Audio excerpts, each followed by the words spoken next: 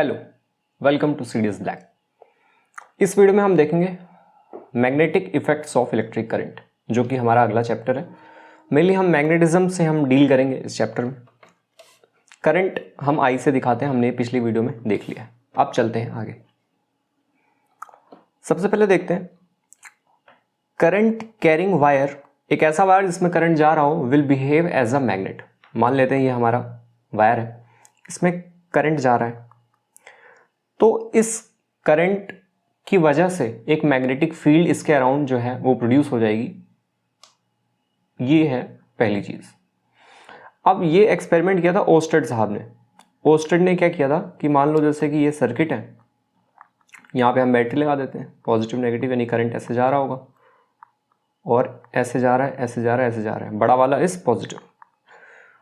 तो यहाँ पे जब इन्होंने कंपास रख रख के देखा तो इन्हें डिफ्लेक्शन मिलने लगा उस मैग्नेटिक कंपास में, जिस वजह से इन्होंने फिर बताया कि भाई जो है ये जो इलेक्ट्रिसिटी जा रही है इसके अराउंड भी एक मैग्नेटिक फील्ड डेवलप हो जाती है। तो ये जो कंपास नीडल की डिफ्लेक्शन वाला जो एक्सपेरिमेंट है, कंपास नीडल जानते हैं ना, ऐसे एक ऐसा नीडल होता है, ये एक बार मैग्नेट की तरह ही होता है। ये जिधर पॉइंट करेगा वो नॉर्थ हो जाता है और जो पीछे वाला टेल है वो साउथ हो जाएगा। ये इस तरीके से कंपास नीडल होता है। तो ये ओस्टेड ने एक एक्सपेरिमेंट किया था और मैग्नेटिक फील्ड की जो स्ट्रेंथ है, इसकी जो यूनिट है वो इन्हीं के नाम पे रख दी गई, ओस्टेड। सीजीएस यूनिट ओस्टेड है। ऐसा यूनिट आप कहेंगे तो देखो एक करंट की वजह से ही मैग्नेटिक फील्ड प्रोड्यूस हो रही है, तो क्या स्ट्रेंथ है, तो करंट अपॉन कितना उसका लेंथ था, इस हिसाब से हम क्या निकाल सकते हैं, उसकी मैग्नेटिक फील्ड स्ट्रेंथ। किसकी बात कर रहे हैं हम? जिस वायर में करंट जा रहा है उस करंट की वजह से मैग्नेटिक फील्ड आया, तो यानी कि करंट अपॉन लेंथ, या फिर एम्पियर करंट की यूनिट हो गई अपॉन मीटर।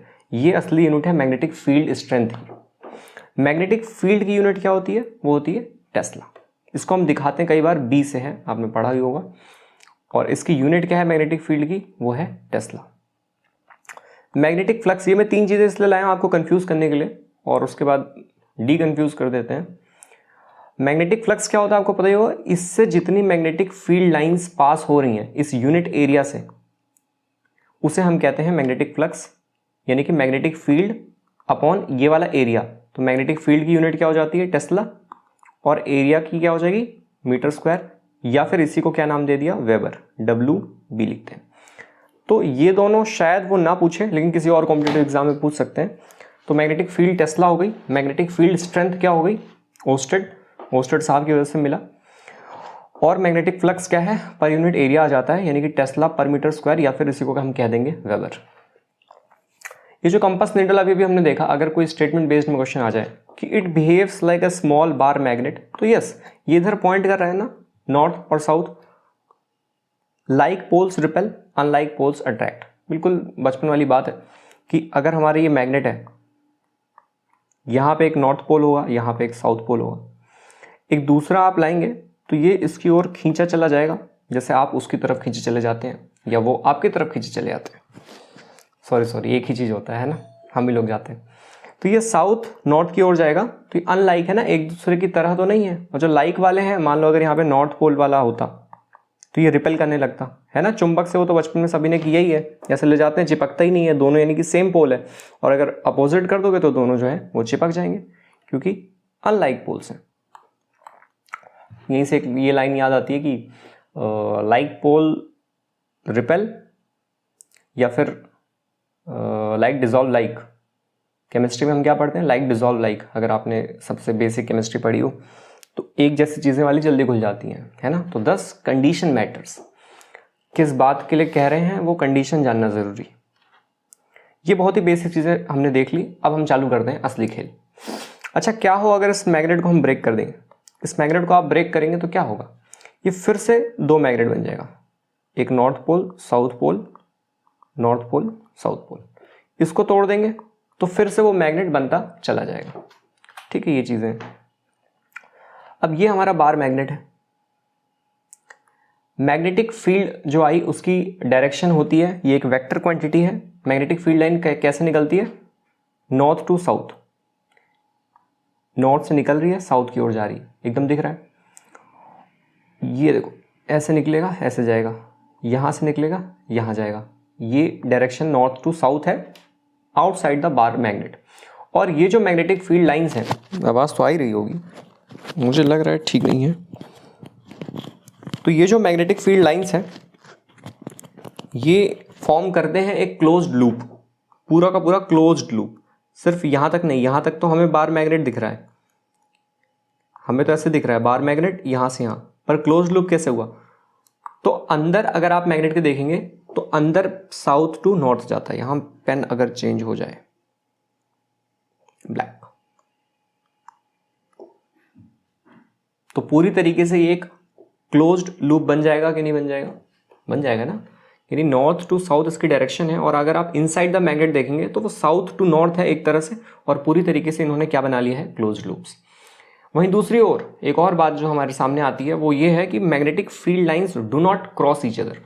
कोई भी ऐसा नहीं होगा कि अगली वाली जाए ऐसे चली जाए, ऐसा नहीं होगा। यहाँ पे देखो ये क्रॉस कर गई, क्रॉस कभी नहीं करती हैं, क्योंकि जहाँ क्रॉस करेंगे इसका क्या मतलब हो जाता है कि वहाँ पे एक और डायरेक्शन है।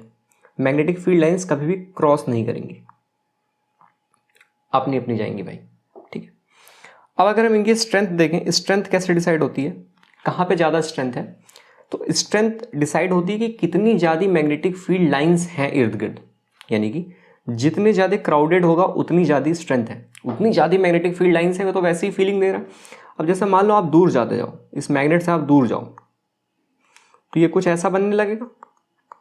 तो अब देखो ये यहाँ पे क्या क्राउड है? नहीं है ना, तो यहाँ पे तो आप वैसे ही फीलिंग आ रही है कि मैग्नेट से दूर जाओगे तो स्ट्रेंथ इतनी रहेगी नहीं, पर जितना आप करीब जाएंगे उतना ज़्यादा ये मैग्नेटिक फील्ड लाइंस एकदम पास पास रहेंगी, और ज़्यादा क्राउड रहेगा और ज़्यादा स्ट्रेंथ मिलेगा। तो पोल्स पे आप देखो, पोल्स पे देखो कितनी क्राउडिंग है ना, पोल्स पे ज़्यादा है कि कहीं और ज़्यादा है? तो सबसे ज़्यादा स्ट्रेंथ आपको कहाँ देखने को मिलेगी? पोल पे, इसीलिए ऐसे चिपकते भी हैं। देखो यहाँ पे देखो ऐसे ऐसे ऐसे ऐसे खूब सारे निकल रही है, नॉर्थ से साउथ की ओर जाती है, form close loops. No two magnetic field lines can cross each other. Strength कहाँ पे ज़्यादा होगी? जहाँ पे मैग्नेटिक फील्ड लाइंस ज़्यादा होंगी, मोर मैग्नेटिक फील्ड लाइंस, मोर मैग्नेटिक। मैं एमएफ दिखाता हूँ, एमएफ मीन्स मैग्नेटिक फील्ड। अब देखते हैं, जैसे हमने ओस्टेड साहब ने वो तो कह दिया कि यहाँ से अगर करंट जा रहा है तो एक मैग्नेटिक फील्ड प्रोड्यूस हो जाएगी। मैग्नेटिक फील्ड की डायरेक्शन देने के लिए कैसे देते हैं? एक रूल है right hand thumb rule. Right hand मतलब राइट हैंड और थंब मतलब अंगूठा, राइट हैंड थंब रूल। इसमें क्या करना होता है, इस अंगूठे को, राइट हैंड दिख तो रहा है ना, जिस तरफ करंट की डायरेक्शन है उस तरफ अपना अंगूठा रखो। मान लो ऊपर जा रही है वायर, है ना, तो ऐसे रखा, और ये जो 4 उंगलियां हैं इसको ऐसे कर्ल कर दोगे इस एक्सिस के अबाउट, तो वो हमें देती है मैग्नेटिक फील्ड लाइंस की डायरेक्शन। तो यानी कि इस वाले में अगर देखें तो हमने जो अभी मैंने बनाया रेड पेन से उसकी बात कर रहे हैं, ऊपर जा रहा है और डायरेक्शन क्या हो जाएगी? ऐसे ऐसे से घूम रहा है, यानी कि ऐसे, है ना, कर्ल कर रहा है। अगर ऐसे देखें, इन्होंने क्या किया, करंट की डायरेक्शन नीचे लिया है, तो अंगूठा ऐसे रख लो, और कैसे हो गया? ऐसे क्लॉकवाइज, तो इसलिए इन्होंने ऐसे बनाया हुआ है। राइट हैंड थंब रूल है, this is not a left hand thumb rule. Left use नहीं करना है। बाकी फ्लेमिंग्स के 2 आते हैं, फ्लेमिंग्स लेफ्ट, फ्लेमिंग्स राइट। कब वो यूज करना है, कब वो यूज करना है, उसका नाटक हम आगे देख ही लेंगे। तो अब इस करंट में जा रही है, इसकी हमें वो भी मिल गई मैग्नेटिक फील्ड लाइंस। तो कैसी मिलती है? ये मिलती है कंसेंट्रिक सर्कल्स में। ये देखो इस वाले सर्किट पे अगर हम देखें, ये पॉजिटिव, ये नेगेटिव, करंट ऐसे जा रहा है, यानी कि करंट नीचे की ओर जा रहा है। कैसे बनेगा? ऐसे क्लॉकवाइज। तो ये रहा इसका, अरे वाह जूम हो गया खुद ही, यार हट जाओ। ये इसके कंसेंट्रिक सर्कल्स मिल जाएंगे। कंसेंट्रिक सर्कल्स तो पता है ना, जिसका सेंटर सेम हो और ऐसे खूब सारे सर्कल बन जाएंगे। तो ये इस वायर का मैग्नेटिक फील्ड हो गया। डॉटेड से दिखाना चाहिए था यार, मान लो, और क्या, ऐसे। तो अगर क्वेश्चन आ जाए कि एक वायर है उसमें करंट जा रही है, तो उसकी मैग्नेटिक फील्ड लाइंस कैसे दिखाएंगे आप? तो कंसेंट्रिक सर्कल से। जब पानी वानी में अगर ऐसे पत्थर फेंको तो भी ऐसे दिखता है ना, कंसेंट्रिक सर्कल्स, ठीक है। अब कुछ और क्वेश्चन का अगर हम देखें, क्या हो अगर आप इससे दूर जाएंगे? तो देखो आप दूर जाओगे, ये रही वायर, यहाँ चले जाओ, तो जाहिर सी बात है आपको इतनी मैग्नेटिक फील्ड मिलेगी नहीं। डिस्टेंस दूर चले गए, मैग्नेटिक फील्ड लाइंस उतनी अब अच्छी रही नहीं, वीक हो गई, क्राउडिंग नहीं है, वीक हो जाएगी, मूव अवे तो मैग्नेटिक फील्ड लाइंस डिक्रीजेस, या फिर स्ट्रेंथ डिक्रीजेस, स्ट्रेंथ डिक्रीजेस, ये तो डिक्रीजेस मतलब ऐसे नीचे आ रहा। क्या हो अगर आप इसका करंट इंक्रीज कर दें?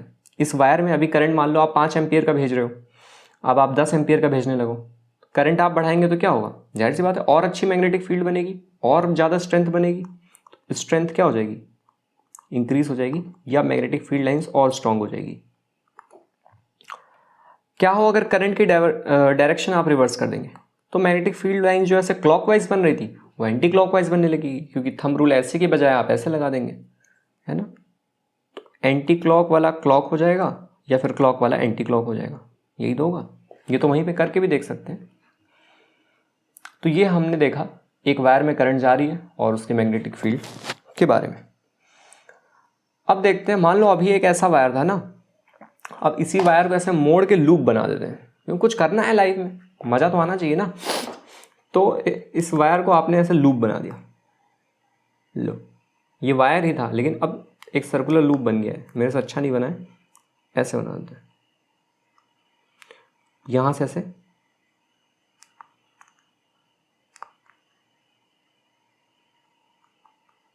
ऐसे करंट दे देते हैं। अच्छा यहाँ इन्होंने दिया हुआ, ये देखो इस वाले में देखते हैं प्लस और माइनस, यहाँ से सर्किट लगी होगी, आगे करंट जा रहा है। अब जो करंट जा रहा है वो एक स्ट्रेट वायर नहीं है, पिछला वाला क्या केस था, एक स्ट्रेट वायर था। अब क्या है, उसी स्ट्रेट वायर को हमने एक सर्कुलर लूप में तब्दील कर दिया है, करंट जा रहा है, करंट चाहे जैसे भेजो। अब क्या होगा, इसकी मैग्नेटिक फील्ड लाइन कैसे बनेगी? तो ये रहा इसका डायग्राम, ऐसी बनेगी। पर इसको अगर हम वैसे देखें, ऐसा आप लूप ही समझो, यहां से देखते हैं ना, ये वाली वायर ऐसे, इस वाली वायर को अगर हम देखें, करंट ऊपर की ओर जा रही है तो करंट ऐसे रखो, तो फिर क्या होगा, ऐसे क्लॉकवाइज उस वायर के इर्द गिर्द, यानी कि ऐसे मैग्नेटिक फील्ड बन जाएगी, ऐसे।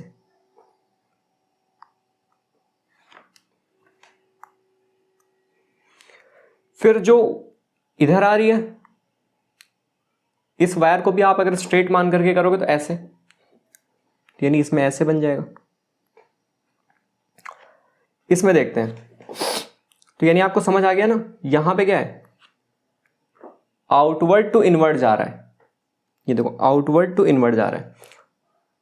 इस प्लेन में समझते हैं, ये जो तीसरा डायग्राम है इस वाले डायग्राम में देखते हैं, एक इन्होंने प्लेन बना दिया है, तो अंदर से देखो क्या हो रहा है, जो करंट, अच्छा करंट की डायरेक्शन इन्होंने ये लिया हुआ है, यानी करंट ऐसे जा रहा है, तो यहां पे देखो कैसे बनेगा, अंदर से बाहर की ओर, तो इसलिए इन्होंने यहां बनाया हुआ है, मैं इसको वापस ऐसे बनाता हूं, ऐसे बनाया हुआ है उन्होंने, ठीक है, समझ में आ रहा है। ये करंट गई इधर, करंट ऊपर जा रही है, अब कैसे बनेगा, अंदर से बाहर की ओर, तो ये इसकी पूरी मैग्नेटिक फील्ड लाइंस हो गई। इसमें देख लेते हैं, ये वही चीज है, अंदर से बाहर, यहां पे अंदर से बाहर। अब करते करते करते करते जो आपको सेंटर में इसके लूप में मिलेगा वो इतना बड़ा आर्क होगा कि वो आपको कैसा दिखाई देगा, एक पैरेलल लाइंस की तरह, स्ट्रेट लाइंस की तरह, स्ट्रेट लाइंस। तो इसमें ये क्वेश्चन नहीं पूछता है कि यहां पे कैसे बनेगा, इसमें एक सिंपल सा क्वेश्चन यही बनता है कि इसके सेंटर पे आपको कैसा मिलेगा। तो जब ये आर्क इतना बड़ा होता जा रहा है धीरे धीरे, ऐसे देखो, इसी को इन्होंने ऐसे 2D प्लेन में बनाया हुआ है, तो सेंटर में आपको क्या दिखेगा, एक स्ट्रेट लाइन दिखेगा। तो यहां पे ये क्वेश्चन हो गया कि अगर एक सर्कुलर लूप में हमने करंट भेजा है तो जो उसका सेंटर में होगा इतने बड़े आर्क हो जाएंगे and they will appear as a straight line. बस हो गया, गेम खत्म। क्या हो अगर इस वायर के टर्न्स ज़्यादा हों, तो कहीं भी टर्न्स ज़्यादा हों तो हमारे फायदे के लिए है, और ज़्यादा करंट जाएगा। मान लो एक ही वायर आपने रखा तो एक ही करंट जा रहा है, एक मैग्नेटिक फील्ड बन गई। अगर आपने और टर्न दिया तो अगली वाली वायर के लिए भी अगली मैग्नेटिक फील्ड, और all will add up, all magnetic fields will add up. तो जितना ज़्यादा magnetic field lines add up होंगी, ज़्यादा टर्न्स होगा तो आपकी मैग्नेटिक फील्ड लाइंस और ज़्यादा होंगी, या फिर आपकी स्ट्रेंथ और ज़्यादा होगा। तो ये चीज़ थी इसकी। अच्छा, इनवर्ड आउटवर्ड में अगर आप कंफ्यूज हो तो कई बार हम लोग ऐसे बनाते हैं, मान लो मैं दिखा रहा हूँ कि इनवर्ड से आउटवर्ड जा रही है मैग्नेटिक फील्ड लाइंस, यहाँ पे ऐसे ऐसे, तो इसके लिए हम क्या करते हैं, इनवर्ड के लिए ऐसे दिखाते हैं और आउटवर्ड के लिए ऐसे। मतलब ये इनवर्ड है, अंदर जा रही है, तो ये ऐसा तीर सा नहीं लग रहा है, तीर सोचो राम जी की, तो पीछे वाला आपको दिखाई देगा, और ये तीर बाहर आ रही है, तो तीर बाहर आएगा तो एक पॉइंट सा दिखाई देगा ना, तो ये आउटवर्ड है। तो बुक में कई बार ऐसे बनाते हैं इनवर्ड और आउटवर्ड के केस के लिए कि तीर ये जा रही है और ये पेज से निकल रही है, मान लो परपेंडिकुलर पेज से निकल रही है, पेज के अंदर जा रही है, तो इनवर्ड से आउटवर्ड चाहे तो एरो बना लो चाहे ऐसे बना लो, ये तो ऐसी बातें। तो लूप का आप समझ गए, बीच में एक क्वेश्चन आएगा वही मार देना है। सोलेनॉइड क्या होती है, सोलेनॉइड की डेफिनेशन मैंने लिख दी है। कुछ नहीं होता सोलेनॉइड यार, एक ऐसा सॉफ्ट आयरन का वो होगा सिलेंडर शेप में, इसके ऊपर कॉपर की वायर को ऐसे लपेट दो और इसी को नाम दे दो कि भाई आज से तुम हो गए सोलेनॉइड, इतना सा है। तो अ कॉइल, इसी को एक कॉइल कह देते हैं, थोड़ा फिजिक्स की भाषा में थोड़ा लगना भी तो चाहिए फिजिक्स से। तो a coil of many circular turns, इसके ऊपर ऐसे ऐसे करके हमने क्या किया है, वायर कर दिया है और करंट अब उसमें जाएगी, यहां से करंट भेज दो। Of insulated copper wire wrapped closely in the shape of a cylinder is known as solenoid, इसी को कहते हैं सोलिनॉइड। अब सोलिनॉइड में सोलिनॉइड कैसा दिखेगा, इसकी मैग्नेटिक फील्ड देखते हैं। ये रहा इसका, ये ठीक बार मैग्नेट की तरह ये भी है, देखो यहाँ पे ये नॉर्थ आपको दिख रहा होगा, नॉर्थ, ये बार मैग्नेट की तरह बिहेव करेगा, एक पोल नॉर्थ की तरह एक पोल साउथ की तरह। कैसे होता है, नॉर्थ से साउथ लाइन निकलती है, अभी हमने बार मैग्नेट पढ़ाई, तो ये रहा नॉर्थ ये रहा साउथ, नॉर्थ से निकल के साउथ की ओर जा रही है मैग्नेटिक फील्ड लाइंस। ये देखो नॉर्थ से निकल के साउथ की ओर जा रही है, अंदर कैसे जाएंगी, साउथ टू नॉर्थ, तो ये देखो साउथ टू नॉर्थ भी दिख रहा है। फिर वही सवाल क्या कि सोलिनॉइड के सेंटर में कैसी मैग्नेटिक फील्ड लाइंस है, अगेन पैरेलल स्ट्रेट लाइंस। तो सोलिनॉइड की जो मैग्नेटिक फील्ड लाइंस है वो सिमिलर टू बार मैग्नेट, हमने देखा ही, बार मैग्नेट सबसे पहले ही पढ़ लिया है। अब इसकी जो फील्ड लाइंस है इनसाइड द सोलिनॉइड कैसी हैं, पैरेलल स्ट्रेट लाइंस। यहाँ पे कैसे, अब पैरेलल स्ट्रेट लाइन ही मिलेंगी ना यार, अब बार मैग्नेट है तो बार मैग्नेट की तरह ही है। और मैग्नेटिक फील्ड, ये जो दो important property may be S1 S2 दो स्टेटमेंट बेस्ड में ये क्वेश्चन आ जाए, अभी तक आया नहीं है, पर धीरे धीरे क्वेश्चंस अब कॉन्सेप्चुअल भी तो बनेंगे ना, कब तक फैक्चुअली बनेंगे। मैग्नेटिक फील्ड जो है वो सेम है at all point inside the solenoid. यहाँ पे मालूम है सोलिनॉइड ये वाला उठाता हूँ, ऐसे सोलिनॉइड है, हर जगह मैग्नेटिक फील्ड जो है वो उसकी सेम ही होगी सोलिनॉइड की। अगर आपको फॉर्मूला याद आ रहा हो तो फॉर्मूला था B = μ0 Ni, साफ नहीं लिखा मैंने, ये आपको नहीं पढ़ना है, ये काम का नहीं है। N क्या होता था, number of turns per unit length, इसकी जो लेंथ होगी, और I क्या है करंट। जितना ज़्यादा टर्न्स होगा उतनी ज़्यादा मैग्नेटिक फील्ड होगी, जितना ज़्यादा करंट होगा उतना ज़्यादा मैग्नेटिक फील्ड होगी। ये तो इस फॉर्मूले से भी दिख रहा है, नहीं भी दिख रहा है तो कॉमन सेंस से हमें पता है, करंट ज़्यादा भेजोगे और मजा आएगा, टर्न्स बढ़ा दोगे तो भी मजा आएगा। तो ये बात है। तो यानी कि स्टेटमेंट में अगर आए कि magnetic field inside the solenoid are the parallel straight lines, ठीक है, और they are same at all the points, यहाँ पे यहाँ पे यहाँ पे किसी भी पॉइंट पे सेम है, तो इसका मतलब क्या हुआ कि the field is uniform inside the solenoid. बस इतनी सी बात है। इलेक्ट्रोमैग्नेट क्या होता है, यही, जब आप किसी एक सॉफ्ट आयरन कोर ले लो, सॉफ्ट आयरन कोर, क्योंकि इसको मैग्नेटाइज करना आसान है, और उसमें करंट पास कराओ तो धीरे धीरे वो क्या हो जाएगा, मैग्नेटाइज हो जाएगा। यानी इलेक्ट्रिसिटी की हेल्प से आप किसी चीज़ को मैग्नेटाइज कर दे रहे हो, ये क्या हो जाएगा, इलेक्ट्रोमैग्नेट। अब सोलिनॉइड क्या था, सिर्फ एक छोटा सा आयरन था, हमने क्या किया, उसके ऊपर वायर लपेट दिया और करंट भेजा और ये मैग्नेट की तरह बिहेव करने लगा कि नहीं। So this is electromagnet, magnetic field आ गई ना, हो तो गया मैग्नेट। ये तो आपको इलेक्ट्रोमैग्नेट वैसे नाम से दिख रहा है, इलेक्ट्रिसिटी की मदद से आप उसको मैग्नेटाइज कर दो, this will become electromagnet. So we have successfully studied this topic solenoid. अब एक क्वेश्चन कर लेते हैं, ये दिख गया था वहीं से। The magnetic field inside a long straight solenoid carrying current, एक सोलिनॉइड मान लो यही सोलिनॉइड है, ऐसे वायर लपेट दिया आपने, इसके अंदर करंट भेज दिया आई, तो बताओ मैग्नेटिक फील्ड इनसाइड क्या होगा, जीरो? नहीं भाई, क्यों zero, is same at all points, है ना। ये देखो बोल रहा है कि घटेगा बढ़ेगा ऊपर जाओगे, कुछ नहीं होगा, it is same at all points, बस यही क्वेश्चन था, हो सकता है आ जाए कभी। अब जब हमने एक ऐसी चीज को रखा और इसमें हमने करंट भेजा और मैग्नेटिक फील्ड्स भी है, तो एक फोर्स भी एक्सपीरियंस करेगा। ये किसने कहा था कि ये फोर्स लगेगा, अगर आप एक मैग्नेटिक फील्ड आपने ले लिया है और आप करंट भी भेज रहे हो, तो साथ ही साथ एक फोर्स भी जनरेट होगा, जिसको हम देंगे कैसे, किस रूल्स के तहत देंगे कि इसकी डायरेक्शन क्या है, तो वो है Fleming's left hand rule. Fleming's left hand rule लगा के हम उस फोर्स की डायरेक्शन निकालेंगे अगर हमें मैग्नेटिक फील्ड की डायरेक्शन पता हो और करंट की डायरेक्शन पता हो तो। ये सबसे पहले कहा था इन्होंने, एंड्री मैरी एम्पियर ने। ये वही आदमी है जिसके नाम पे करंट की यूनिट क्या पड़ी है, एम्पियर। तो अब ये फोर्स मैक्सिमम कब होगा? देखो तीन ही चीज़ है, एक है मैग्नेटिक फील्ड, ये फील्ड लिखा है इन्होंने, एक है करंट। तो ये मैक्सिमम कब होगा? जब ये बाकी दोनों परपेंडिकुलर हो जाए। जब मैग्नेटिक फील्ड परपेंडिकुलर हो जाए किसके? करंट के, तो हमारा फोर्स क्या होगा? मैक्सिमम। फोर्स मतलब किस तरफ इसकी मूवमेंट होगी, मोशन भी कह सकते हैं इसी को। कुछ लोग फोर्स कहो चाहे मोशन कहो, बात तो एक ही है ना, फोर्स से ही तो मोशन होगा। अब फ्लेमिंग्स लेफ्ट हैंड रूल सीख लेते हैं। लेफ्ट हैंड रूल ऐसे निकालना है, इन तीनों को आपस में परपेंडिकुलर कर लेना है। ये रही करंट, दिख रहा होगा ना कैसे, ये रहा फलाना, ये रहा फलाना। अब आप भूल जाते होंगे तो ऊपर से देखो, फादर मदर चाइल्ड, ये फादर है, ये सब भूल जाओ अभी, ये सब क्या लिखा है, फादर, ये मदर और ये child. Father means force, F से force, F M, M is magnetic field, magnetic field. Why to remember field, we should remember magnetic field. Child C is current. तो ठीक है, सबसे पहले पापा आ गए, फादर मदर, उनका बच्चा भी आ गया। अब तीनों कैसे परपेंडिकुलर रखा? मैक्सिमम फोर्स कब मिलेगा? जब ये दोनों परपेंडिकुलर हो जाए। ये तो ठीक है, अच्छी बात है।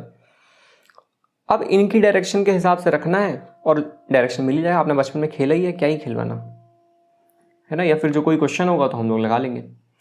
मोटर के केस में क्या होता है, मोटर में आपने बिजली दिया, आप इलेक्ट्रिसिटी दे रहे हैं, उसके अंदर मैग्नेट आपने रखा है, तो यानी मैग्नेटिक फील्ड है, करंट है, क्या मिल जाएगा?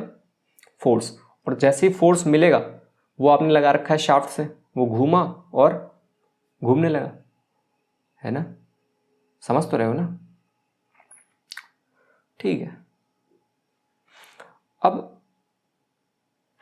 ये देख लेते हैं। एक ये भी था कि ह्यूमन बॉडी के अंदर कोई जो ये जो हमारे दो मेन ऑर्गन है, ये भी अपनी अपनी एक मैग्नेटिक फील्ड जो है प्रोड्यूस करते हैं, जिसका नाम है हार्ट और ब्रेन। दिल और दिमाग नहीं, हाँ दिल और दिमाग।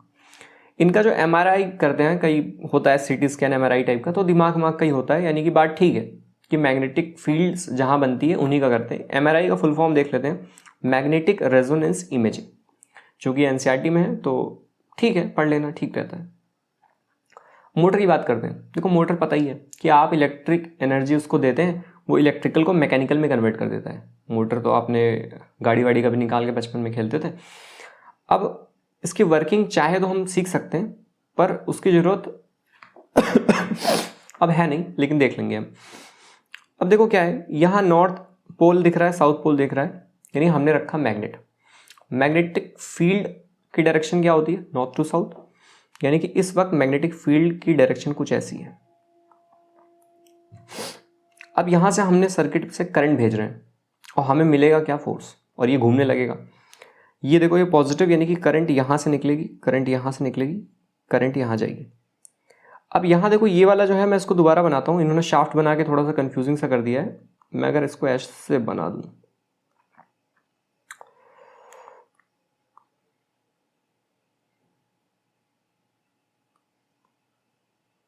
उसकी वर्किंग वैसे तो हमें नहीं सीखनी चाहिए थी, पर सीख लेते हैं।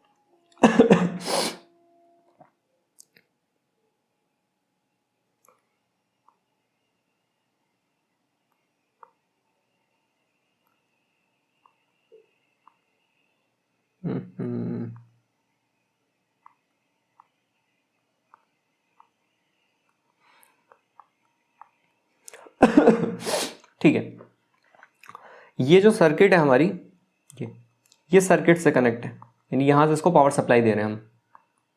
ये दोनों ब्रशेस हैं, एक्स और वाई, ये एक्स है ये वाई है, कार्बन के ब्रशेस होते हैं, ब्रशेस हैं, यहाँ कार्बन लिख लेते हैं हम, कार्बन के ब्रशेस होते हैं ये, यानी सर्किट से कनेक्ट है। ये जो P और Q है, ये है P और ये है P और ये है Q, ये स्लिप रिंग है, ये इसी से कनेक्ट है। ये जो कॉइल दिख रही है ना, ABCD, ABCD, ये जो कॉइल है ये उसी से कनेक्ट है। अब होगा क्या, अब हम देखते हैं सबसे पहले क्या हुआ। यहाँ से करंट जा रहा है और एक करंट ऐसे जा रहा है, ये ऐसे गया, इसको छुआ है, ये ऐसे गया, ऐसे जा रहा है ना, यानी कि करंट अभी क्या हो रहा है, ABCD में जा रहा है, इस डायरेक्शन में करंट जा रहा है। हम अगर AB को देखें ध्यान से, सिर्फ हम AB पे ध्यान देखते हैं,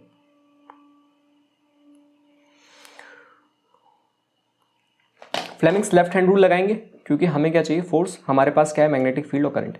तो नॉर्थ टू साउथ जा रहा है मैग्नेटिक फील्ड, तो हमने ऐसे रखा, मैं इधर से दिखा रहा हूँ, आपको कैसे दिख रहा होगा, चलो देख लेना जैसे भी, ऐसी है ना। अब ये करंट है, अच्छा इधर दिख रहा है, करंट अंदर जा रहा है, बाहर आता तो फोर्स ऊपर मिलता, और अंदर जा रहा है तो फोर्स आपको क्या मिलेगा, नीचे, यानी कि AB क्या हो जाएगा, पुश डाउन, AB डाउन हो जाएगा आपका, है ना। अब राइट वाले में देखते हैं, मैग्नेटिक फील्ड लाइन ऐसी ही है, करंट ऐसे आ रहा है, फोर्स आपको क्या मिलेगा, अब CD क्या है, अप की ओर जाएगा। तो अब क्या होगा, AB वाला नीचे गया, CD वाला ऊपर, तो खट से ऐसे घूम गया। अब जैसे ही घूमा, ये दोनों लड़के जो P और Q हैं, ये भी आपस में कनेक्टेड है, तो ये साथ में साथ ऐसे घूम जाएंगे।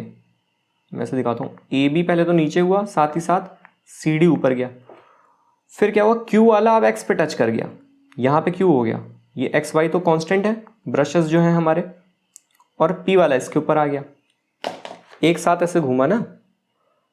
अब जैसे ये घूमा, करंट की डायरेक्शन रिवर्स हो गई, जहां CD में पहले इनवर्ट था, अब CD में क्या हो गया, करंट अंदर की ओर जा रहा है, दिख रहा है ना।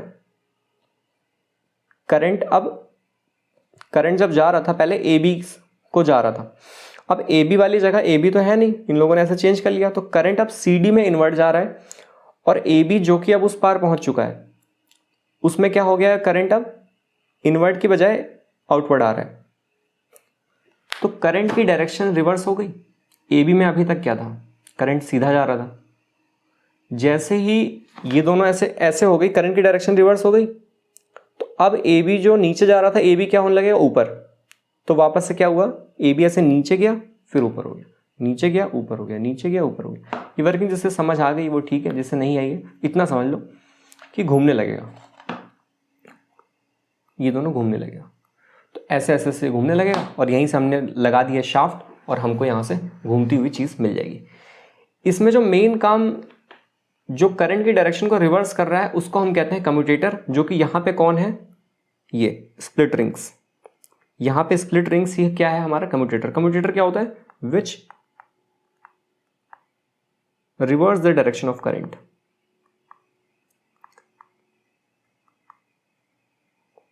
करंट की डायरेक्शन को ये लोग रिवर्स कर दे रहे हैं बार बार, जैसे ही हाफ साइकिल भी रिवर्स कर दिया, तो जो नीचे जा रहा था वो ऊपर जाने लगा, फिर जो ऊपर जा रहा था वो वापस नीचे जाने लगा। इस तरीके से हमारा चरखा चलने लगा और मजा आने लगा। तो क्वेश्चन बस यही आता है इसमें कि व्हाट इज कम्यूटेटर, कम्यूटेटर क्या है, कम्यूटेटर, या फिर कोई बोले स्प्लिट रिंग्स क्या है, तो स्प्लिट रिंग्स एक कम्यूटेटर है, मतलब कम्यूटेटर वो चीज होता है जो करंट की डायरेक्शन पर रिवर्स कर दे, बस ये हमने सीख लिया इलेक्ट्रिक मोटर। अच्छा एक चीज और आता है, आर्मेचर क्या होता है, तो ये सॉफ्ट आयरन कोर और उसके ऊपर जो कॉयल की वाउंडिंग है, कहाँ ये इसे हम कहते हैं आर्मेचर। इसी के अंदर जो है हमारा रोटर होता है, वो रोटेट होता है, इतना इंपॉर्टेंट नहीं है, लेकिन हाँ देख लो कि आयरन कोर के ऊपर जो ऐसे वाउंडेड है और इसी के अंदर रोटर रोटेट करता है, उसको हम आर्मेचर कहते हैं। एक तरह से हार्ड कवरिंग टाइप का समझ लो, जिसके अंदर वो रोटेट करेगा। दिस इज क्या था, अभी हमने क्या पढ़ा, इलेक्ट्रिक मोटर। अब हम क्या देखेंगे, इलेक्ट्रोमैग्नेटिक इंडक्शन। देखो नाम से दिख रहा है इलेक्ट्रोमैग्नेटिक इंडक्शन, इसमें कुछ ना कुछ इंड्यूस हो जाएगा। अब देखा क्या गया कि जैसे ये देखो, पहले तो ये गैल्वेनोमीटर है, ऐसा होता है गैल्वेनोमीटर, ये जीरो पे ऐसे पॉइंट करता है, ऐसे सीधा। जैसे ही करंट जाएगी सर्किट से तो ये डिफ्लेक्शन करने लगता है। ये किस लिए होता है, to detect the current. Current कितनी जा रही है, 2 एम्पियर है, 5 एम्पियर है, ये कौन बताता है, एमीटर। गैल्वेनोमीटर का काम इतना है, हाँ या ना, ये लाइट डिटेक्टर की तरह, करंट जाएगा तो डिफ्लेक्शन दे देगा ऐसे टूम, आपने फिजिक्स लैब में देखा होगा। अब हुआ यूं कि ये जो मैग्नेट है ना, इस मैग्नेट को जब हम मूव करा रहे थे तो हमने देखा कि ये जो कॉइल है, ये कॉइल है, कॉइल के ऊपर वायर लपेटी हुई है। अब मैग्नेट, ये जो मैग्नेट है इसको आगे पीछे करवा रहे हैं, और हमने देखा कि यहाँ डिफ्लेक्शन हो गया। यानी कि एक बात समझ आई कि अगर आप इस मैग्नेट को मूव कराते हो तो इलेक्ट्रिसिटी जनरेट होगी, यानी with the help of magnet you can generate the electricity. ये माइकल फैराडे साहब ने दिया है इलेक्ट्रोमैग्नेटिक इंडक्शन। इसके फॉर्मूले भी हैं लेकिन वो अभी पढ़ना नहीं है। अब जब दोनों स्टेशनरी थी, कॉयल भी और मैग्नेट भी, तो कोई डिफ्लेक्शन नहीं था, और जैसे ही हमने मूव किया तो थोड़ा बहुत डिफ्लेक्शन आ गया, यानी कि करंट है। अब मान लेते हैं इस सर्किट में हमने क्या किया है, करंट भेजा और कॉयल है। अब हमें पता है कि यहाँ मैग्नेटिक फील्ड लाइंस प्रोड्यूस हो जाएगी, इसमें मैग्नेटिक फील्ड लाइन प्रोड्यूस हुई। हमने देखा क्या कि बगल में हमने एक और कॉयल रखा था, सेम सेटअप, उसमें बिजली नहीं दे रहे हैं, बिजली तो हमने इसमें दिया, लेकिन इसमें भी डिफ्लेक्शन आने लगा, यानी कि करंट इसमें भी इंड्यूस हो गया। तो इलेक्ट्रोमैग्नेटिक इंडक्शन का क्या मतलब है कि by changing a magnetic field in a conductor, इसमें हमने किया, इसकी वजह से इसमें भी करंट इंड्यूस हो गया automatic. Induces a current in another conductor is called as electromagnetic induction. ये था इलेक्ट्रोमैग्नेटिक इंडक्शन। ये मे भी स्टेटमेंट में आ जाए कि चारों में से कौन सा सही है, तो ये वाला सही है। किसने दिया है, तो ये रहे हमारे फैराड। फैराड से मुझे फैराड याद आता है, अगर कैपेसिटर आपने पढ़ा हो तो कैपेसिटर की यूनिट होती है फैराड, और अगर आपने न्यूमेरिकल सॉल्व किया हो तो एक फैराड होता है 96500 कॉलम। ये काम आपके नहीं आएगा, फैराड आ सकता है। और सी आपको अगर याद हो तो वो होता है Q/V। अब इसमें देखो करंट इंड्यूस हो रहा है, अब वापस से वही चीज, लेकिन अब क्या करेंगे हम, फ्लेमिंग्स राइट हैंड यूज करेंगे क्या निकालने के लिए, इंड्यूस्ड करंट की डायरेक्शन। अगर आप कंफ्यूज हैं तो ऐसे देखो, फ्लेमिंग्स लेफ्ट हैंड रूल और राइट हैंड रूल है, तीन ही चीज, मैग्नेटिक फील्ड नहीं, फादर मदर चाइल्ड, FM से दिखाना चाहिए, फोर्स, मैग्नेटिक फील्ड और चाइल्ड, फादर मदर चाइल्ड। ये लेफ्ट में देखो F आता है ना, तो यहां पे हम फोर्स निकालते हैं, ये दोनों पता होता है। राइट में देखो I आ रहा है ना, इसमें हम करंट निकालते हैं, ये दोनों हमें पता होता है। तो ऐसे आप याद कर सकते हो अगर आप भूलते हो। फोर्स, ये देखो इसका एग्जांपल साफ साफ होगा मोटर में हमें फोर्स चाहिए कि भाई किधर घूमेगा। ये है जनरेटर का नाम से आपको दिख रहा है जो इलेक्ट्रिसिटी जनरेट कर रही हो, तो करंट जनरेट हो रही होगी, तो करंट की डायरेक्शन अननोन है, वहां पे फोर्स है, फोर्स की डायरेक्शन अननोन है, तो लेफ्ट हैंड राइट हैंड का खेल खत्म हो गया है। F लेफ्ट में आता है तो फोर्स निकलेगा, राइट I आता है तो I यानी कि इंड्यूस्ड करंट, I तो करंट होता है ना, करंट होगा। यहाँ पे फोर्स मैक्सिमम कब मिलेगा, जब मैग्नेटिक फील्ड लाइंस और करंट आपस में परपेंडिकुलर हो। ठीक उसी तरीके से इंड्यूस्ड करंट मैक्सिमम कब मिलेगा, जब फोर्स यानी कि मोशन, मैं पहले बता चुका हूँ, डायरेक्शन ऑफ मोशन कह लो, लेकिन अब कंफ्यूज क्यों कर रहे हैं, मैं फोर्स को फोर्स ही रहने दो, है ना, पता तो है ही। जब फोर्स यानी कि मोशन या फिर मैग्नेटिक फील्ड ये दोनों परपेंडिकुलर होंगी तो हमें क्या मिलेगा, जो इंड्यूस्ड करंट है वो मैक्सिमम मिलेगा। यहाँ पे क्या है, व्हेन मोशन या फोर्स परपेंडिकुलर हो किसके, मैग्नेटिक फील्ड के। मैग्नेटिक फील्ड को हम B से दिखाते हैं।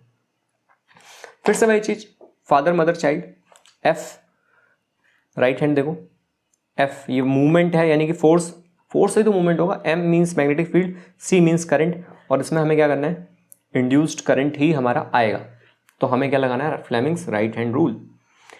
कहाँ लगाएंगे, जनरेटर के केस में। मोटर के केस में कौन सा लगेगा, फ्लेमिंग्स लेफ्ट हैंड रूल। पढ़ लेते हैं इलेक्ट्रिक जनरेटर भी। अब नाम से पता है मोटर का ठीक अपोजिट है जनरेटर। ये मैकेनिकल एनर्जी को इलेक्ट्रिकल एनर्जी में कन्वर्ट करता है ना। मैकेनिकल आपने कभी चलाया होगा गाँव में, अगर जनरेटर ऐसे ऐसे करके हम लोग चलाते हैं, स्टार्टिंग में उसको थोड़ा सा प्रोवाइड कराते हैं, फिर तो डीजल से वो चलता है। अच्छा, पहले अपने यहाँ लाइट बहुत जाती थी, ट्रांसफार्मर उड़ जाता था, तो एक थोड़े से अमीर हैं, उन्होंने जनरेटर ही ले आए थे, तो सब कहते थे जंगलेटर। मैं भी कहा साला ये क्या है जंगलेटर, जंग लगा रहता है क्या इसमें। तो बाद में पता चला, हम लोग जंगलेटर ही कहने लगे थे, फिर बाद में पता चला कि oh it is generator, it is not a जंगलेटर। तो जनरेटर क्या काम करता है, जनरेट कर रहा है क्या जनरेट कर रहा है, इलेक्ट्रिसिटी, यानी मैकेनिकल एनर्जी आप दे रहे हैं, उससे दे रहा है इलेक्ट्रिकल एनर्जी यानी कि करंट। और इस करंट का यूज़ करके अपने घर में चाहे बिजली बनाओ, मतलब कंप्यूटर चलाओ, जो करना हो करो। अब जो AC करंट प्रोड्यूस करे, AC जनरेटर, ये जो यहाँ से करंट आएगी इसकी डायरेक्शन भी हम पढ़ सकते हैं, नॉर्थ टू साउथ ही मैग्नेटिक फील्ड होगी, इसकी वर्किंग नहीं देखते हैं। अब इसमें क्या है कि आपने खुद ही घुमाया, मान लेते हैं आपने ऐसे घुमाया इसको, फ्लेमिंग्स राइट हैंड रूल लगेगा। आपने जब राइट ऐसे घुमाया तो यानी कि मैं कहना चाहता हूं कि ये ऊपर जा रहा है और ये वाला नीचे जा रहा है, ठीक है, ये हमने मैनुअली घुमाया। फ्लेमिंग्स राइट हैंड रूल लगाएंगे, मैग्नेटिक फील्ड लाइन ऐसे है, तो चलो मैं उल्टा ले लेता हूँ, जो आएगा अपोजिट कर लेंगे। और फोर्स ऊपर जा रहा है, यानी कि करंट क्या आएगा, अंदर की ओर, यानी कि यहां आपको करंट मिल गया। ठीक है, ऐसे ऐसे पूरी करंट फ्लो होने लगेगी। ठीक जैसे वहां पे चेंज हुआ था, यहां पे भी जब आधा आएगा करंट की डायरेक्शन क्या हो जाएगी, रिवर्स हो जाएगी। तो करंट आपको कैसा मिलेगा, अल्टरनेटिंग करंट। क्योंकि जैसे ही आधा घूमेगा करंट की डायरेक्शन क्या हो जा रही है, रिवर्स, क्योंकि यहां पे भी लगा है रिंग्स और ब्रशेस। एसी का आपको पता है अल्टरनेटिंग करंट दो टाइप के हैं, एक होता है डायरेक्ट करंट जिसमें कोई फ्लक्चुएशन नहीं है। अल्टरनेटिंग में क्या होता है कि अपनी डायरेक्शन चेंज करता है हर हाफ साइकिल के बाद। ये है एसी, ये है डीसी। हम लोग के घर में आती है एसी करंट, सब कुछ चलता है एसी करंट। इंडिया में 220 वोल्ट है, इस वोल्ट पे चलता है हमारा एसी। फ्रीक्वेंसी कितनी है, 50 हर्ट्ज। मान लो आपको चाहिए नहीं, हमें तो डीसी करंट चाहिए, तो इसी जनरेटर में आप क्या करो, अभी ये कौन सा करंट निकाल रहा है, जो इंड्यूस्ड करंट है वो असल में किस टाइप का करंट है, जो इंड्यूस्ड करंट है, कहाँ लिखूँ मैं, मिटाना, यहाँ दिख रहा होगा ना, ऐसे, हाँ, जो इंड्यूस्ड करंट है वो एक अल्टरनेटिंग करंट आया है। लेकिन आप कह रहे हो नहीं मेरे को डायरेक्ट करंट चाहिए, तो क्या करो कि इसी में कम्यूटेटर लगा दो। कम्यूटेटर क्या काम करता है, डायरेक्शन को रिवर्स कर देता है, तो रिवर्स ही नहीं होगा, फिर से आपको उसी डायरेक्शन में करंट मिलने लगेगा।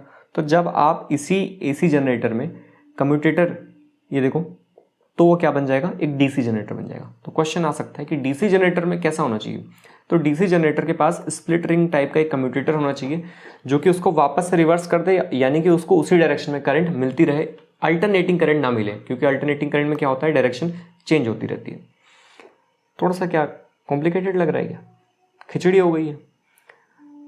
तो सिंपली मानो यार, ये जो जनरेटर है ये एसी जनरेटर है, अगर आपको डीसी चाहिए तो एक कम्यूटेटर लगाना पड़ेगा, बात खत्म है। हाँ, अब ये ऐसा टाइम पीरियड था, फ्रीक्वेंसी कितनी है अपने यहाँ, ये तो 200 वोल्ट हो गया, 220 वोल्ट अभी हमने देखा। फ्रीक्वेंसी 50 हर्ट्ज है, फ्रीक्वेंसी होता है 1/t, 1 टाइम पीरियड। तो यहाँ से आप देख लो टी कितना हो गया, 50, यानी कि टाइम पीरियड चाहिए ना हमें, टाइम पीरियड हो गया 1/50, टाइम पीरियड हो गया 1/50, यानी कि ऐसे देखते हैं, ये इसे हम पूरा कहते हैं एक साइकिल को टाइम पीरियड।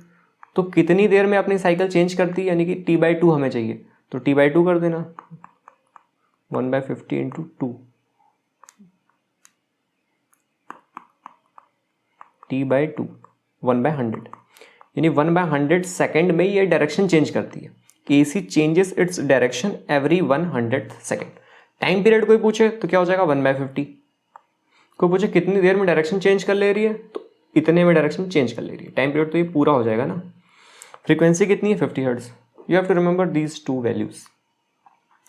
अब जितने ज़्यादातर पावर स्टेशन अपने यहाँ हैं वो सब अल्टरनेटिंग करंट प्रोड्यूस करते हैं। फ़ायदा क्या है इसका, एसी क्यों प्रेफर करते हैं, क्योंकि लॉन्ग डिस्टेंस ट्रांसमिशन करना है और उसमें क्या है, इतनी एनर्जी लॉस नहीं होती है, ठीक ठाक रहती है। तो we prefer alternating current for large power transmission in order to minimize the loss of energy, that's the reason. Domestic electric circuit अपने घर में जो आता है उससे अगर हम देख लें, देखो 220 वोल्ट तो ठीक है, 3 वायर हैं, 2 इंपॉर्टेंट है, इंपॉर्टेंट तीनों है। लाइव वायर पहला होता है, लाइव वायर ये होता है रेड कलर का, RED रेड, इसको हम पॉजिटिव भी कह देते हैं, रेड।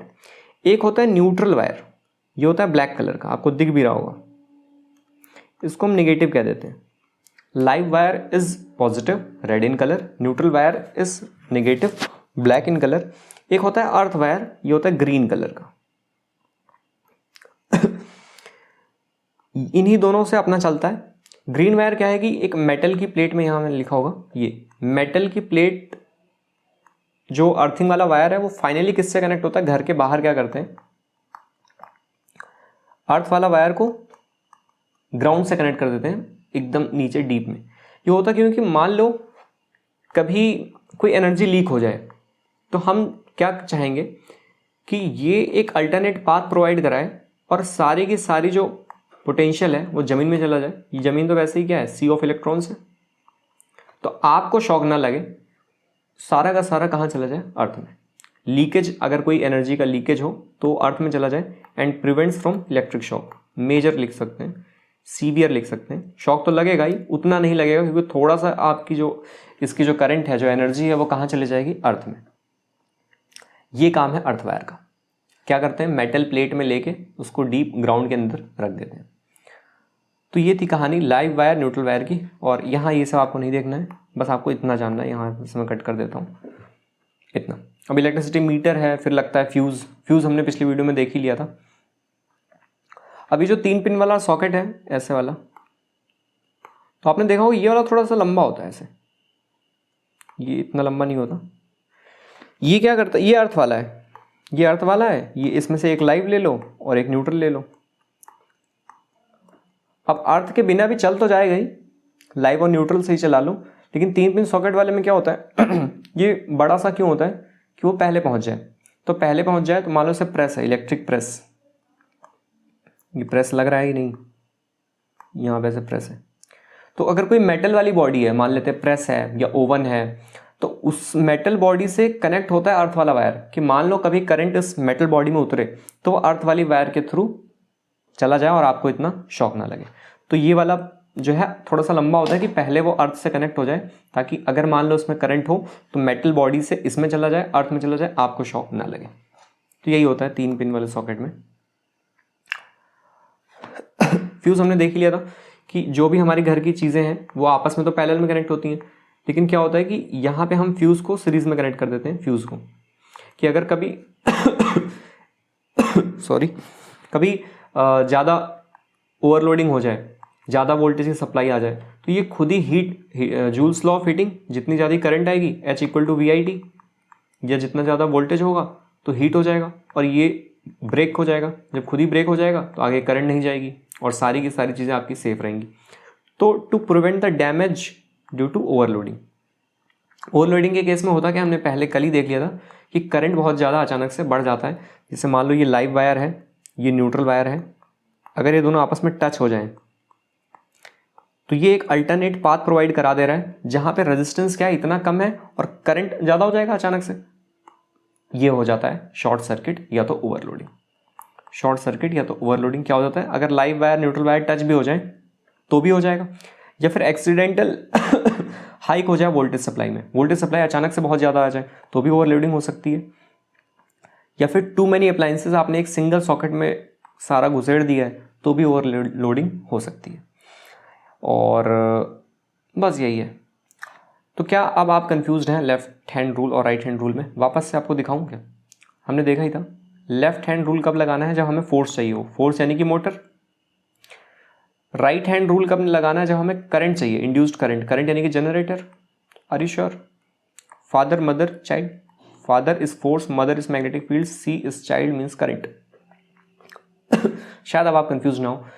ये कई बार क्वेश्चन आ जाता है, कई बार ये बेसिक इंटरव्यू में पूछते हैं कि मोटर किस प्रिंसिपल पे काम करता है। तो मोटर प्रिंसिपल पे काम करता है कि हमने क्या किया था, वहाँ मैग्नेटिक फील्ड लगा रखी है यानी मैग्नेट, और करंट भेज रहे हैं सॉरी, तो उससे एक फोर्स हमें जनरेट हुआ मिल रहा है।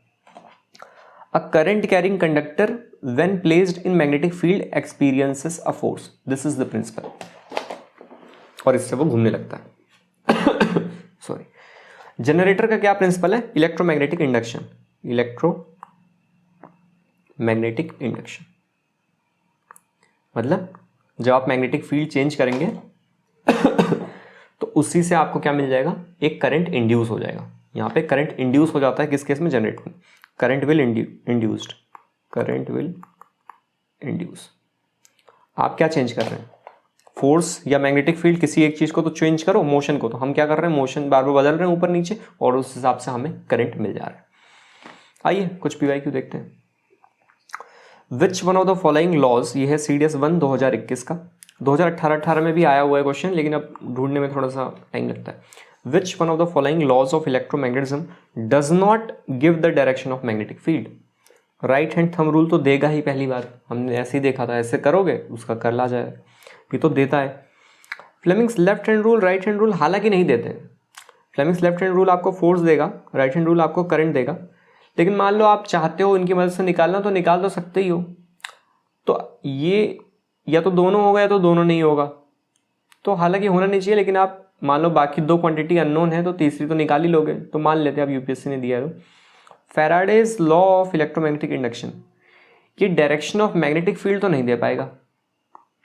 फैराडेज लॉ ने क्या कहा है, उसने बस यही कहा है कि भैया आप चेंज करोगे उसको तो करंट इंड्यूस हो जाएगा, मैग्नेटिक फील्ड की डायरेक्शन नहीं देगा। ये बेसिक्स हैं, बेसिक्स क्लियर रहेंगे तो ऑप्शन एलिमिनेट करके ही आंसर हो सकते हैं। The magnetic field lines inside a current carrying long solenoid are in the form of, याद, पैरेलल स्ट्रेट लाइंस, हमने देखा था। ये रहा सोलिनॉइड, अंदर एक स्ट्रेट लाइन की तरह ही होगी, ऐसे होती है, अभी तो हमने देखा था, एमसीक्यू भी किया था। एलिप्स आपको पता होगा, एलिप्स ऐसे होता है, इसकी दो फोकस होती है, F1 F2। पैराबोला चार तरीके का बना सकते हो आप। ये कौन सा है, y square equal to 4ax, उधर बना देना -4ax हो जाएगा, और अगर ऐसा बनाओगे ऊपर वाला तो ये है x square equal to 4ay, और नीचे बनाओगे तो x square equal to -4ay हो जाएगा। हाइपरबोला से याद आता है x square by a square minus y square by b square equal to 1, लेकिन ये भी काम के नहीं है, ये सब फॉर्मूले काम के नहीं है, बस बेसिक याद रखो। विच वन, CDS 1 2022 थोड़ा ताजा है। Which one of the following is not correct. Electric motor converts electrical into mechanical, जी हाँ बिल्कुल ठीक बात है। Electric generator works on the principle of electromagnetic induction, yes we have studied this today. The magnetic field at the centre of a long circular coil ये वाला carrying conductor will be in a parallel straight line, yes, centre में वहां भी parallel lines था, solenoid के case में भी parallel lines था, हर जगह ही नाटक है, बस स्ट्रेट वायर अगर हो तो कंसेंट्रिक सर्कल हो जाता है, ठीक है। अब देखो ये कैसे होगा, इस कई चीजें कई कॉन्सेप्ट हैं, तो अलग अलग चीजों को स्टेटमेंट में दे दिया, इसलिए अच्छे से पढ़ना ज़्यादा जरूरी। A wire with green insulation is usually the live wire of electric supply, no, live wire is of red colour. Green colour का क्या होता है, ग्रीन कलर का तो अर्थ होता है, तो D is the answer because D is incorrect. At the time of short circuit the current क्या हो जाएगा, कई बार कर लिया, पिछली बार ही किया था, हालांकि वो इलेक्ट्रिसिटी नहीं मैग्नेटिज्म का टॉपिक था, इंक्रीजेस हैवीली। कुछ और क्वेश्चन एनसीईआरटी के देख लेते हैं। Which of the following correctly describes the magnetic field near a long straight wire, एक लॉन्ग स्ट्रेट वायर है ऐसे, इसका मैग्नेटिक फील्ड कैसे आता है, कंसेंट्रिक सर्कल, परपेंडिकुलर पैरेलल, इसे तो कहीं कुछ कहा नहीं, रेडियल नहीं, the field line consist of concentric circle centred the wire, ऐसे ऐसे। The phenomena of electromagnetic induction is, क्या था कि आप करंट इंड्यूस करा सकते हैं। The process of charging a body, नहीं तो the process of generating magnetic field due to current passing, देखते हैं, to produce induced current in a coil, current ही तो इंड्यूस करते हैं ना इलेक्ट्रोमैग्नेटिक इंडक्शन से, due to relative motion between a magnet and a coil, बिल्कुल ठीक। The device used for producing electric current is called, electric current produce कर रहा है, जनरेट कर रहा है, जनरेटर। गैल्वेनोमीटर तो बताता है कि करंट जा रहा है कि नहीं जा रहा है, यस और नो, डिफ्लेक्शन दिखाता है। अमीटर जो कि लगता है सीरीज में, ये करंट बताता है कि कितना इसका मैग्नीट्यूड है। मोटर क्या करता है, इलेक्ट्रिकल को मैकेनिकल एनर्जी में कन्वर्ट करता है। The essential difference between a AC generator and DC generator is that, क्या था कि DC में हमें एक कम्यूटेटर यूज करना पड़ेगा, AC generator will give higher voltage, ये तो कहीं है ही नहीं, कौन हायर वोल्टेज देगा, ये तो भाई करंट देगा अपना बढ़िया। AC generator has an electromagnet while DC has a permanent, ऐसा तो कहीं कुछ बात ही नहीं है। AC generator has a slip rings while the DC generator has a commutator, ये स्लिप रिंग्स है, स्प्लिट रिंग्स नहीं, कम्यूटेटर है एक, स्प्लिट रिंग एक कम्यूटेटर की तरह काम करेगा, जो कि आपको DC जनरेटर में यूज करना है। तो यही वाली लाइन याद कर लो, ये तो अभी हमने देखा भी था। शॉर्ट सर्किट टाइम क्या होगा, अब देखो ये क्वेश्चन यूपीएससी एनसीईआरटी का ही पूछा है, तो that's why I recommend you to read NCERT line by line in case you are focusing on the exam whole heartedly. The exams are CDS and CAPF। NDA का भी mostly NCERT है, सब NCERT are increases heavily. तो यहाँ पे आज हमने देखा मैग्नेटिज्म, और यहाँ पे हमारी जो वो है सीरीज 50% ऑफ द फिजिक्स खत्म हो गई है। Thank you, have a great day.